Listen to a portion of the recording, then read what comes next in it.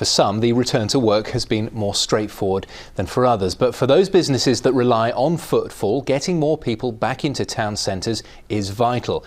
Ken Goodwin sent this report from Gloucester.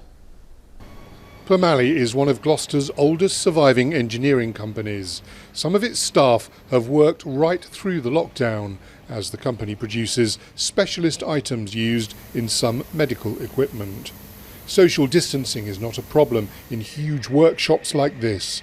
Special cameras monitor body temperatures of those turning up for work to make sure they don't have a fever.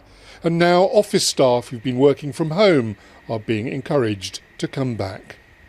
We consider ourselves essential manufacturers. We want to have our workforce around us. It helps the operation flow, so we want them back here if we can get them back here, yeah. Up the road in Gloucester is Pepper's Cafe. They reckon 80% of their trade comes from city centre workers. At some point we have to return to a degree of normality.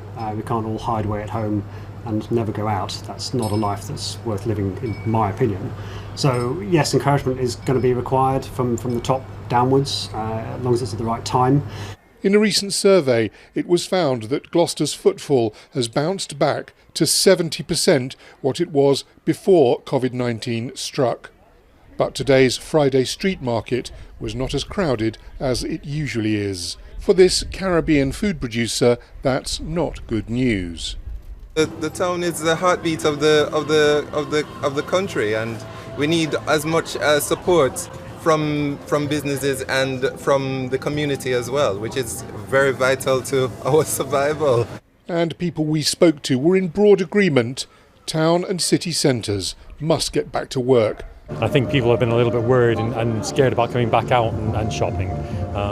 But certainly from my point of view, as long as everyone maintains social distance, washes their hands, wears masks from next Friday, they should have a little bit of confidence about coming out to the shopping.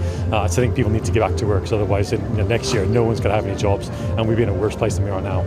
Lots of the trade here depends on Shire Hall and Gloucestershire County Council, Gloucester City Council employees coming back to work. So I can understand it's harder for local businesses in Gloucester maybe to sell as much. As workers slowly trickle back, it's a relief for those whose businesses rely on them. But with uncertainty over a second wave of the coronavirus, will high streets ever be the same again?